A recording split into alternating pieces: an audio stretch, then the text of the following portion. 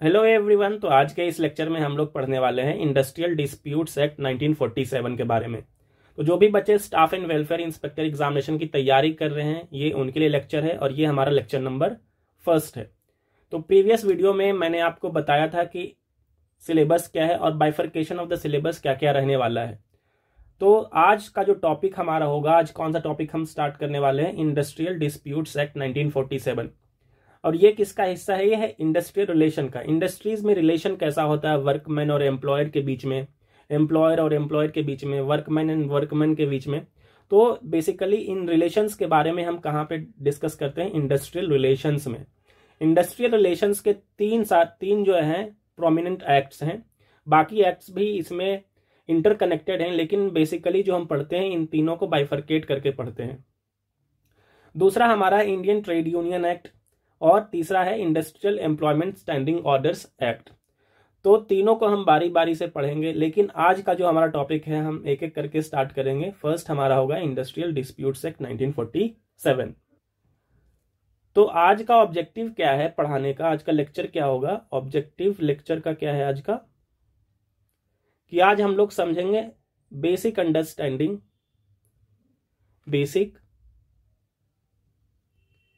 Understanding of industrial disputes act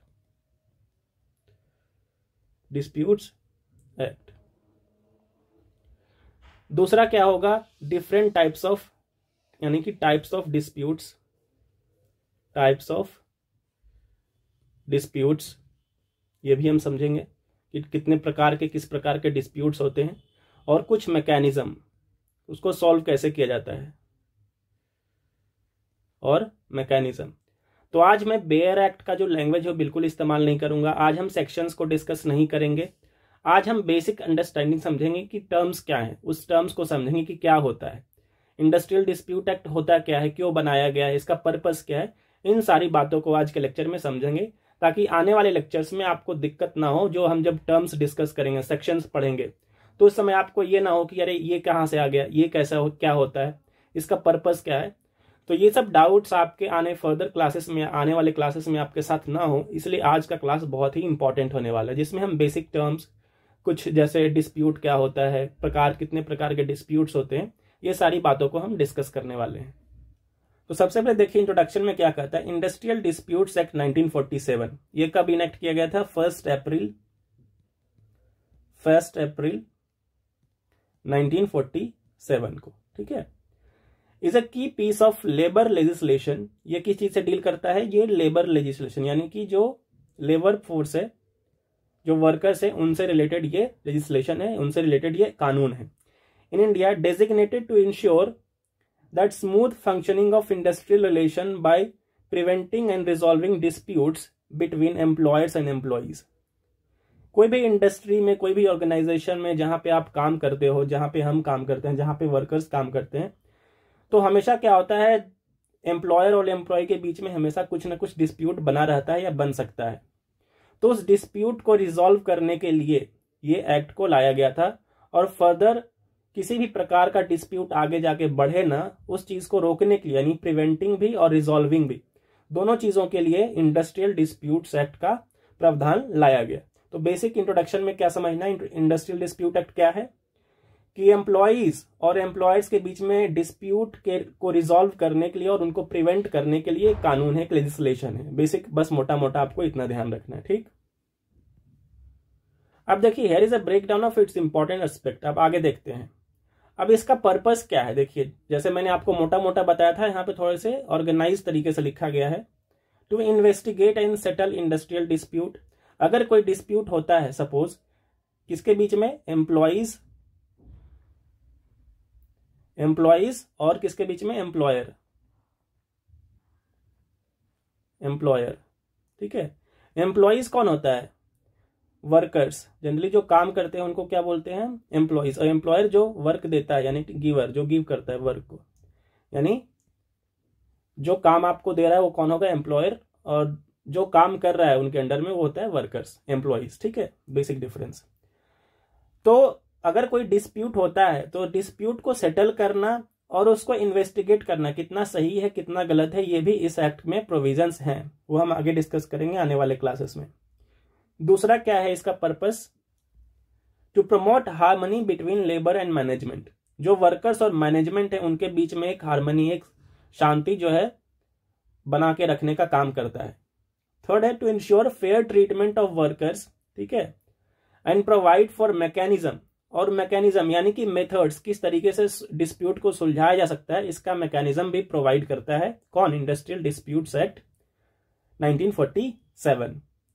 fourth है to provide legal machinery, और ये legal machinery provide करता है, जैसे अगर कुछ ऐसा होता है जैसे ट्रिब्यूनल्स का रोल आ गया, लेबर कोर्ट के थ्रू डिस्प्यूट्स को सुलझाने का काम करता है, और ये प्रोविजंस कहां पे दिया गया, इंडस्ट्रियल डिस्प्यूट्स एक्ट 1947 में।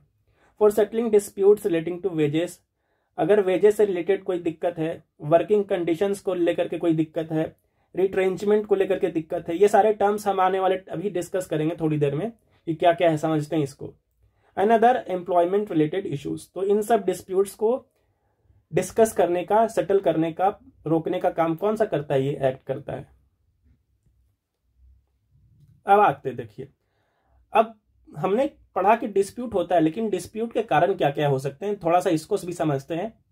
कॉजेज ऑफ इंडस्ट्रियल डिस्प्यूट्स, तो बेसिकली दो तरीके के कारण होते हैं, एक होता है इकोनॉमिक और दूसरा होता है नॉन इकोनॉमिक। तो अगर मैं यहाँ पे बाइफरकेट करके लिखूं, थोड़ा सा ध्यान दीजिएगा, कौन सा, पहले यहाँ पे मैं लिखता हूं इकोनॉमिक कॉजेज, इकोनॉमिक, और यहां पे मैं लिखता हूं नॉन इकोनॉमिक। क्या लिखता हूं मैं, नॉन इकोनॉमिक,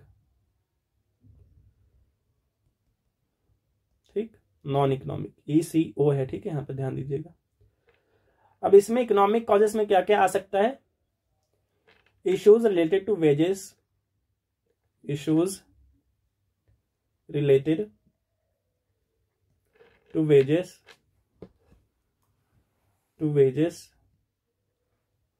या फिर सैलरी। वेजेस मतलब जो तनख्वाह आपको दी जाती है उसको बोलते हैं सैलरीज। इनसे रिलेटेड अगर कोई इश्यू है तो इकोनॉमिक आ गया, वो इकोनॉमिक में आ जाएगा। उसके बाद आता था जैसे बोनस वगैरह जो होता है, उनसे रिलेटेड कुछ इश्यू है तो भी इसी कैटेगरी में फॉल करेगा वो। या फिर क्या होगा, अलावेंसेस वगैरह जो मिलते हैं आपको, अलावेंसेस वगैरह जो दिए जाते हैं, अगर इन सब से कोई रिलेटेड इशू है, कहाँ पे आएगा, ये कॉजेस हैं, इसी सब रीजंस की वजह से डिस्प्यूट अराइज होता है। अगर मान के चलो जो वर्कर्स है उनको टाइम पे बोनस नहीं मिल रहा है तभी डिस्प्यूट होगा, अलावेंस नहीं मिल रहा है सही से, वेजेस उनको सही टाइम पे नहीं मिल रहा है, ये सारे किस में आएंगे, ठीक है। या फिर रिट्रेंचमेंट, ये बार बार वर्ड्स आ रहा है, आगे हम इसको डिस्कस करेंगे क्या होता है ये रिट्रेंचमेंट वगैरह। तो ये सारे किस में आते हैं, इकोनॉमिक कॉजेज में आते हैं, ठीक है। नॉन इकोनॉमिक कॉजेज में क्या क्या जैसे आएगा, जैसे कि victimisation of workers, victimisation of workers, जैसे प्रताड़ित करना, जैसे वर्कर्स को, उनको ओवर टाइम करवाना, पैसा नहीं देना उनको, कुछ तरीके से इस तरीके से मेंटल हरासमेंट करना, फिजिकल हरासमेंट करना, ये सब किस में आएगा, नॉन इकोनॉमिक कॉजेस में। दोनों इंटरलिंक है लेकिन हम यहाँ पे बाइफरकेशन कर रहे हैं। इल ट्रीटमेंट बाय स्टाफ, क्या होता है, इल ट्रीटमेंट बाय स्टाफ, यानी कि एम्प्लॉयर कर सकते हो, स्टाफ कर सकते हो, जो भी, स्टाफ या फिर एम्प्लॉयर, ठीक है। और क्या कारण हो सकता है, लीव्स एंड हॉलीडेज, हॉलीडेज वगैरह में दिक्कत हो रही मिलने में, ठीक है, छुट्टी नहीं मिल रही है, तो ये सब सारे किस में आ जाएंगे, उसमें।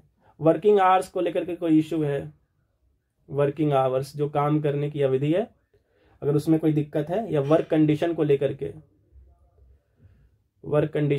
के कोई दिक्कत है, तो ये सब किस में आएंगे, नॉन इकोनॉमिक कॉजेज में।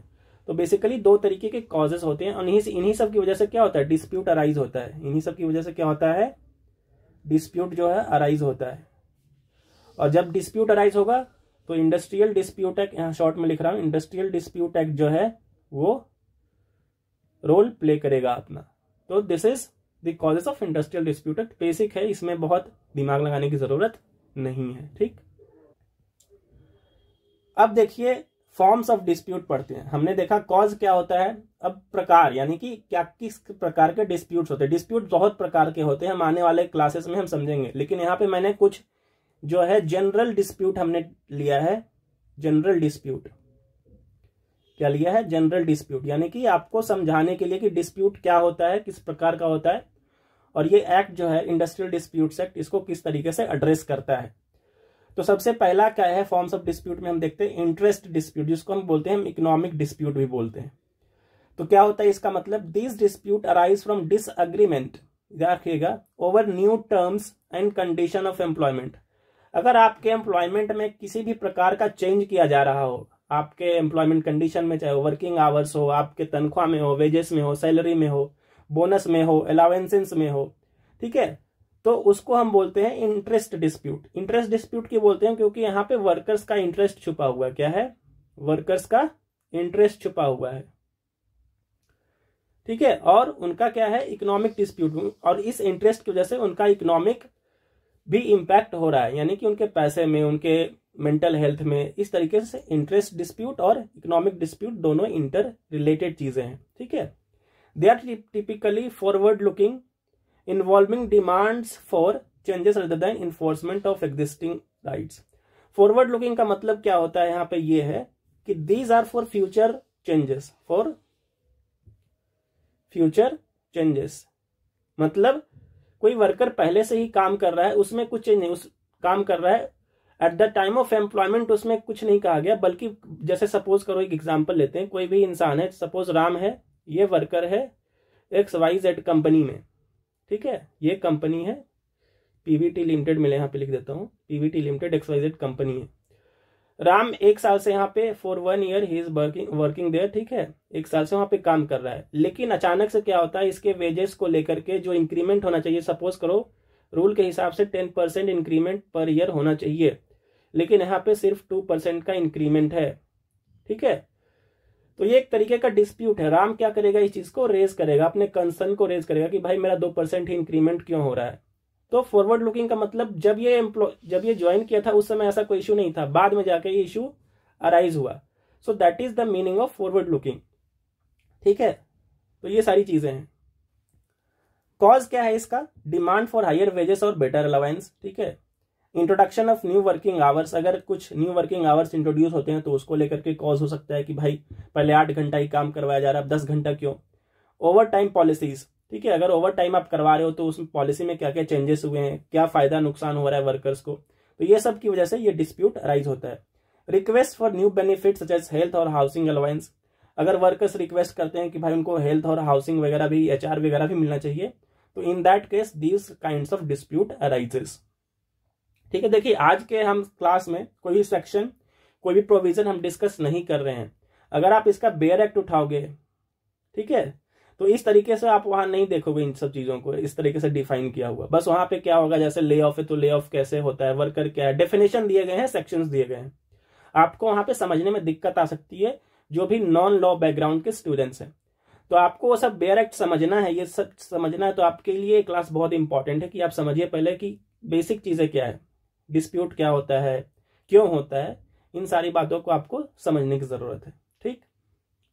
नेक्स्ट आता है हमारा ग्रीवांस डिस्प्यूट, जिसको हम राइट्स डिस्प्यूट भी बोलते हैं। जैसे कि grievance dispute arise when there is a violation of rights, अगर आपके किसी भी राइट्स का वायलेशन हो रहा हो, इन that case that will fall under grievance dispute, ठीक है, that already exist under employment contracts. जब कोई भी इंसान, ठीक है, एम्प्लॉयमेंट ज्वाइन करता है, एम्प्लॉयमेंट के लिए करता है, तो एक कॉन्ट्रैक्ट साइन करता है। वो क्या करता है? कॉन्ट्रैक्ट साइन करता है। ये मैं फॉर्मल ऑर्गेनाइजेशन के बारे में बात कर रहा हूं, इनफॉर्मल में नहीं। फॉर्मल ऑर्गेनाइजेशन कोई भी होगा, फॉर्मल ऑर्गेनाइजेशन, ठीक है। तो कॉन्ट्रैक्ट में बहुत सारे टर्म्स एंड कंडीशंस एम्प्लॉयमेंट को लेकर के लिखे हुए होते हैं, तो उसकी बात कर रहा है। क्या already exist under employment contract laws और collective agreements, these disputes are about enforcing rights rather than negotiating new terms. इसका मतलब क्या, देखिए कुछ चीजें जो होती हैं वो पहले से दी गई हैं, ठीक है, इस एक्ट में पहले से दी गई है। जब मैं आपको पढ़ाऊंगा तो समझ में आएगा कि जैसे वर्किंग आवर्स को लेकर के, ठीक है, वर्किंग आवर्स, ठीक है, वेजेस को लेकर के, terms and condition of employment, terms and condition of employment,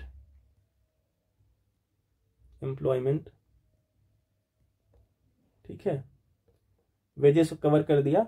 तो ये सारी चीजें जो है, जैसे लीव वगैरह जो है आपका, छुट्टियां, तो ये सब पहले कहाँ लिखा होता है, ये आपके कॉन्ट्रैक्ट में साइन करोगे आप, ये सब पहले से बता दिया जाता है, that is given in the contract when you join any organisation, ठीक है। तो क्या बोल रहा है इसका, this disputes are about enforcing rights. जब ये राइट्स हैं, सपोज ये आपके राइट्स में आते हैं कि आपको सपोज करो 8 आवर्स काम करना है, ठीक है, 8 आवर्स पर डे के हिसाब से आपको काम करना है, ये कॉन्ट्रैक्ट में ऑलरेडी लिखा हुआ है। अगर आपका जो एम्प्लॉयर है आपके 9 आवर्स काम करवाता है और उसके बदले में आपको पैसा नहीं देता है, ठीक है, कॉन्ट्रैक्ट में ये भी लिखा होगा कि अगर आप ओवर टाइम करते हो तो क्या प्रोविजन है। इन केस अगर आपके राइट्स का वायलेशन हो रहा है किसी भी प्रकार से, जो आपको कहा गया था उसके एवज में आपको कुछ नहीं दिया जा रहा है, या आपसे एक्स्ट्रा काम करवाया जा रहा है, आपको प्रताड़ित किया जाता है, तो इन दैट केस आप वो राइट्स के अंदर में आएगा, ठीक है, जो कि ग्रीवांस डिस्प्यूट के अंदर में आएगा। जैसे कि आपके साथ कुछ दिक्कत हो रही है तो उसमें फॉल करेगा वो।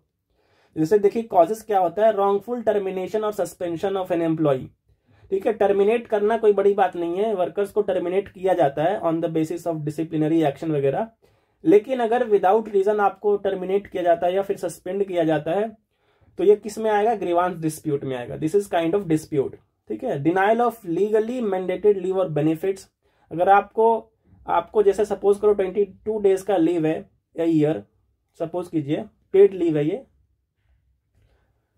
पेड लीव क्या होता है कि आप छुट्टी पे होंगे लेकिन आपका पैसा नहीं कटेगा।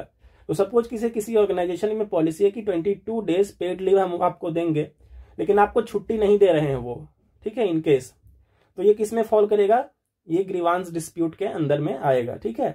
नॉन पेमेंट ऑफ वेजेस या फिर बोनसेस, अगर आपको बोनस नहीं मिल रहा है या फिर सैलरी देने में कुछ दिक्कत हो रही है तो in that case this will fall under the grievance dispute और राइट्स डिस्प्यूट्स, ठीक।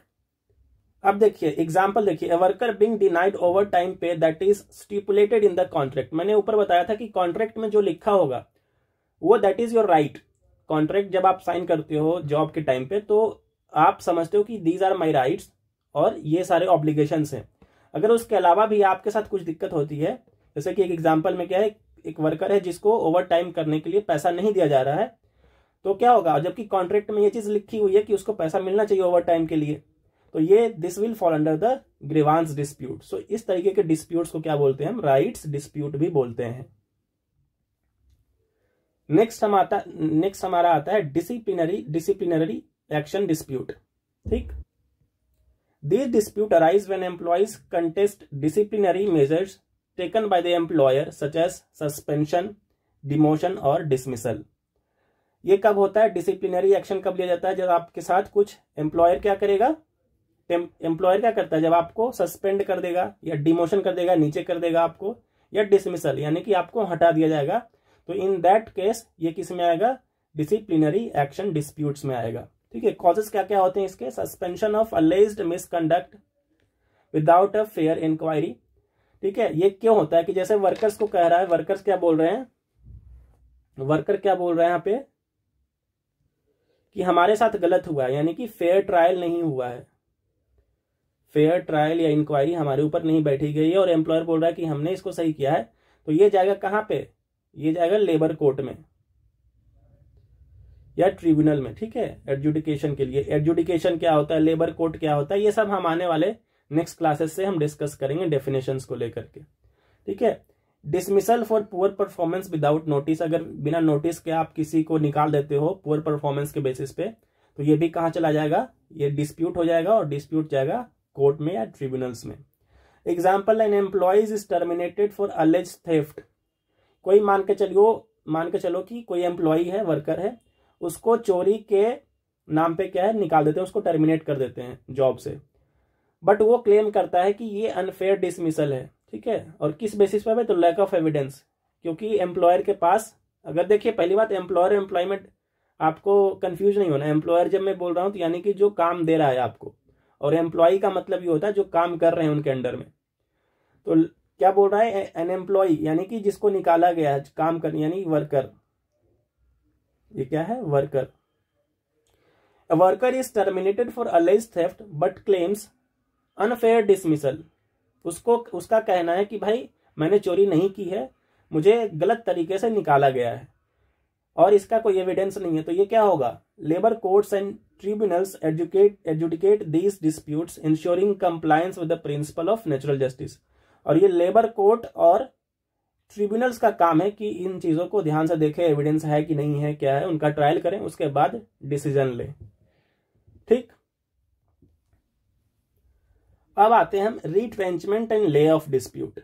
ये भी एक तरीके का, और ये बहुत इंपॉर्टेंट है, ये आपके एग्जामिनेशन में पूछा जाता है। इसको हम डिस्कस करेंगे, हर एक डिस्प्यूट को हम section wise, provision wise discuss करेंगे।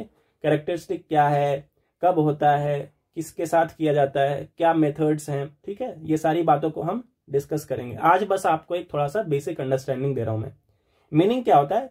डिस्प्यूट्स रिलेटेड टू टर्मिनेशन, ये देखिए वर्ड याद रखिए, टर्मिनेशन ऑफ वर्कर्स और temporary suspension of employment due to business conditions.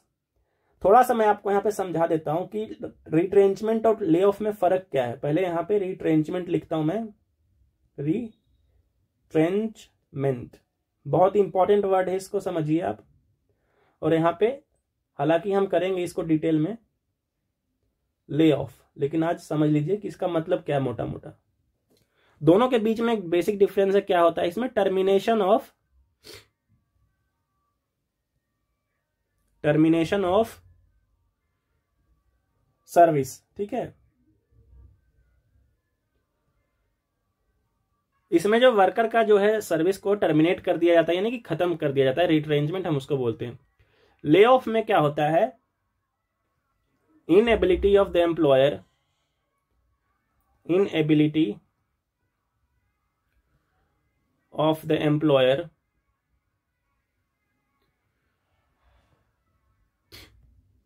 to provide employment, to provide employment, okay। अब ये क्यों होता है? Because shortage of resources, shortage of resources. कहने का मतलब ये है, रिट्रेंचमेंट में क्या होता है कि जो वर्कर होते हैं उनके सर्विस को टर्मिनेट कर दिया जाता है, खत्म कर दिया जाता है। Lay off is a kind of temporary चीजें होती है। इनएबिलिटी ऑफ द एम्प्लॉयर, अगर किसी एम्प्लॉयर को लग रहा है कि उनके पास सफिशिएंट रिसोर्सेस नहीं है, ठीक है, मतलब वो और लोगों को काम नहीं दे सकते, या फिर जो चला रहे हैं ऑर्गेनाइजेशन, इंस्टीट्यूशन, अपनी कंपनी, अपने वर्कर्स को पे नहीं कर सकते हैं, मतलब उनके पास रिसोर्स की कमी हो गई है, उस केस में हम करते हैं ले ऑफ, ठीक है। तो ये बेसिक डिफरेंस है। बाकी और क्या क्या चीजें हम आने वाले क्लास में डिस्कस करेंगे, ठीक। तो यहाँ पे दो वर्ड इंपॉर्टेंट है। पहला कौन सा है? थोड़ा सा इसको इरेज कर देता हूं मैं, हाईलाइट कर देता हूं। टर्मिनेशन ऑफ वर्कर्स, ये किसके लिए है? ये है रिट्रेंचमेंट के लिए। और टेम्पररी सस्पेंशन जो है, ये किसके लिए है?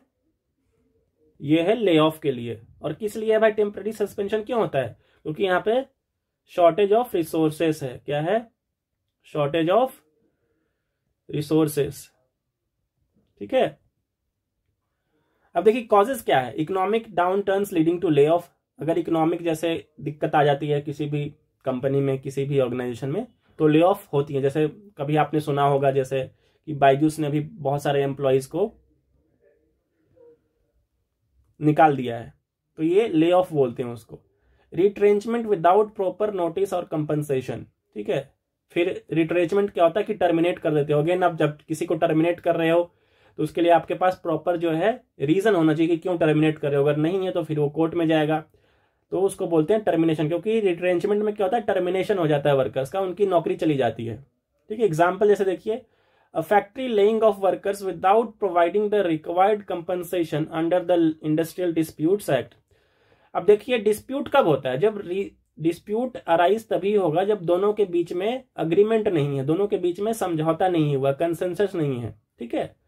तो अगर ले ऑफ कर रहे हो और बिना कंपनसेशन के, देखिए ले ऑफ करने का बहुत तरीका होता है कि आपको नोटिस देना होता है वगैरह वगैरह, वो हम आने वाले टाइम पे जब हम इंडिविजुअली डिस्कस करेंगे उस समय समझेंगे, ठीक है। अभी आपका क्या समझना है कि ले ऑफ क्या है, ठीक है, रिट्रेंचमेंट क्या होता है, डिस्प्यूट कैसे अराइज होता है, इन सब चीजों से, ठीक। ठीक है, जैसे 7 दिन का पहले नोटिस वगैरह देना होता है, ये हम आगे डिस्कस करेंगे। अब देखिए लीगल कॉन्टेक्स्ट क्या है। सेक्शंस 25F से लेकर 25N तक जो है ये रिट्रेंचमेंट और ले ऑफ के बारे में डिस्कस करता है, और इसको हम 1 by 1 जो है डिस्कस करेंगे सारे सेक्शन को। 40 सेक्शंस हमारे पास, तो 40 के 40 सेक्शंस को हम देखेंगे। सवाल आपका इसी में से आना है, ठीक है, इससे बाहर नहीं आएगा। ठीक, अब आता है स्ट्राइक्स एंड लॉकआउट्स। ये भी बहुत इंपॉर्टेंट है, यहां से भी सवाल पूछे जाते हैं बार बार। ठीक है, strikes occur when workers stop working. Workers stop working, आपने सुना होगा कि स्ट्राइक हो गया आज यहाँ पे, तो क्या होता है जब वर्कर्स काम करना छोड़ देते हैं as a protest. While lockouts are initiated by employers to prevent workers from entering the workplace। देखिए स्ट्राइक और लॉकआउट क्या होता है। स्ट्राइक जो होता है वर्कर करता है, क्या करता है, स्ट्राइक किसकी तरफ से होता है, वर्कर्स की तरफ से होता है, और लॉकआउट किसकी तरफ से होता है, लॉकआउट होता है एम्प्लॉयर्स की तरफ से, एम्प्लॉयर्स की तरफ से। ठीक, और क्या कह सकते हैं इस पे हम, मीन्स सिजेशन ऑफ वर्क, मतलब रोक देना, काम को रोक देना, means caseation of work, of work. ठीक है, ये स्ट्राइक है और ये लॉकआउट का है। ठीक है, और यहां पे क्या होगा, वहीं पे लॉकआउट में क्या होता है, ये टेम्पररी क्लोजर होता है, ये टेम्पररी क्लोजर। फर्क पहले दोनों में क्या है, ये वर्कर्स करते हैं और ये एम्प्लॉयर्स करता है, याद रखिएगा आप। लॉकआउट क्या, ये दोनों एक दूसरे के वो हैं। लॉकआउट इसलिए लागे कि तो स्ट्राइक ना हो। ठीक है, ये हथकंडा किसका है, एम्प्लॉयर का, और स्ट्राइक हथकंडा किसका है, वर्कर्स का, तो दोनों एक दूसरे के वो हैं। ठीक है, इसमें क्या होता है, पार्शियल स्टॉपेज ऑफ वर्क होता है, पार्शियल स्टॉपेज ऑफ वर्क होता है, स्टॉपेज ऑफ वर्क होता है। और इसमें क्या होता है कि refusal of employment, refusal of employment. अब किसी बच्चे को अगर इतने में भी नहीं समझ में आ रहा तो टेंशन लेने की बात नहीं है, जब हम नेक्स्ट लेक्चर से स्टार्ट करेंगे ना डिटेल में पढ़ना, तो हर एक, जैसे यहाँ पे स्ट्राइक लिखा, तो स्ट्राइक को भी हम बहुत लेंथ में पढ़ेंगे, केस लॉ डिस्कस करेंगे कि जजमेंट क्या है सुप्रीम कोर्ट का, किसको स्ट्राइक बोलते हैं, क्या क्या प्रोविजंस हैं, कब स्ट्राइक होगा, कब नहीं होगा, कब इलीगल होगा। जैसे मान के चलिए स्ट्राइक में क्या होता है कि अगर 14 डेज, ठीक है, अगर प्रायर नोटिस नहीं दोगे, प्रायर नोटिस अगर आप नहीं देते हो तो इसको आप इलीगल इसको इलीगल माना जाएगा। ठीक है, क्या होगा, ये इलीगल हो जाएगा। ठीक है, सो दीज आर प्रोविजंस, कुछ प्रोविजंस हैं जो कि पब्लिक यूटिलिटी में आप नहीं स्ट्राइक कर सकते हो, पब्लिक यूटिलिटी में इसको इलीगल मानते हैं हम। तो इस तरीके से बहुत सारे प्रोविजंस हैं, तो उसको हम डिस्कस करेंगे आने वाले क्लास में। आज आपको मुझे समझाना था बेसिक चीजें। ठीक है, तो घबराने की बात नहीं अगर आपको थोड़ा बहुत नहीं समझ में आ रहा है तो। अब स्ट्राइक में भी देखिए एक और चीज है, स्ट्राइक में भी बहुत प्रकार के स्ट्राइक्स होते हैं। ठीक है, primary strike, secondary strike, sympathetic strike. ठीक है, तो इस तरीके के स्ट्राइक्स भी होते हैं, जैसे कि गो स्लो करके होता है कि काम को धीरे कर दो, हंगर स्ट्राइक आपने सुना होगा। So these are kinds of strike, मतलब टाइप्स ऑफ स्ट्राइक होते हैं। ठीक है, तो these are types of strike, हम जब स्ट्राइक पढ़ेंगे तो उसको अच्छे से करेंगे। अब कॉजेज क्या क्या है, demand for higher wages leading to strike. Again causes आपको समझ में आ गई होगी क्या है। Employer lock out in response to strike. Strike और लॉक आउट हमेशा एक दूसरे का वो काउंटर पार्ट बोलो ऐसे है कि, ठीक है, अगर एक दूसरे को काउंटर करना है तो स्ट्राइक और लॉक आउट होगा वो। एग्जाम्पल देखिए, transport companies driver going on strike over low wages leading to complete halt in service. Legal context क्या है, section 22 of industrial disputes act regulate strike and lockouts in public utility services. तो ये सब भी हम आगे discuss करेंगे। ठीक, अब हम बात करते हैं क्लोजर डिस्प्यूट। अभी तक हम क्या पढ़ रहे हैं, टाइप्स ऑफ डिस्प्यूट में। ठीक है, तो ज्यादा इधर उधर नहीं सोचना कि क्या चल रहा है ये। Conflict arising from employer's decision to close a business और पार्ट ऑफ इट।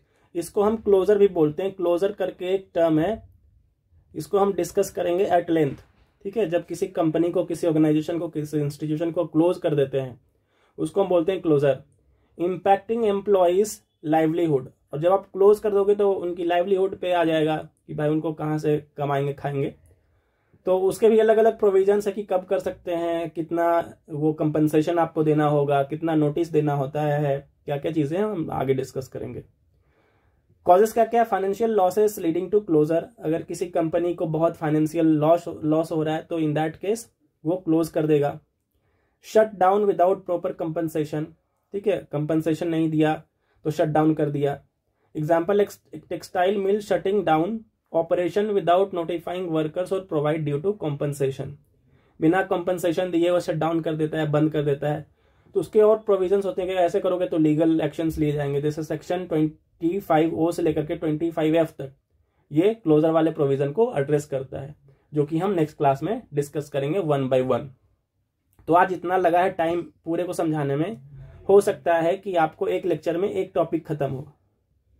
अगर मैं आपको पढ़ाऊंगा, जैसे क्लोजर पढ़ा रहा हूं, तो क्लोजर एक लेक्चर लगेगा, स्ट्राइक लॉकआउट एक लेक्चर लगेगा। इस तरीके से आप अज्यूम करो कि कितने लेक्चर्स लगेंगे। ठीक है, एक लेक्चर में हम 1 से 2 टॉपिक ही डिस्कस कर पाएंगे, क्योंकि उसमें हम क्या क्या डिस्कस करेंगे वो भी बता देता हूं। जैसे प्रोविजंस, ठीक है, प्रोविजंस, इंपॉर्टेंट प्रोविजंस, सेक्शंस तो हम डिस्कस करेंगे ही, सेक्शंस। और सबसे इंपॉर्टेंट जजमेंट्स,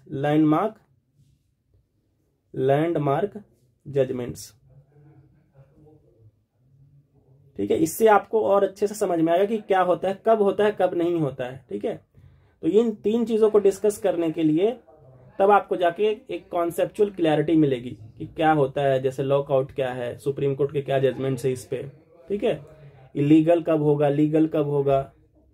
ठीक है, तो ये सारी बातों को हम डिस्कस करेंगे आने वाले क्लासेस में। ठीक, जो भी बच्चे इनरोल होना चाहते हैं वो, जैसे ये आपको PDF यहाँ पे मिल जाएगा हमारे ऐप के ऊपर ही, निवेश कश्यप ट्यूटोरियल्स के ऊपर ही। तो ये आप डाउनलोड कर सकते हो। ठीक है, ऐप डाउनलोड कर सकते हो। और वहाँ पे ये कोर्स भी लॉन्च हो चुका है 20 जनवरी, आज से हमने स्टार्ट किया है ये। ठीक है, तो बाकी इस वीडियो में इतना ही। Thank you and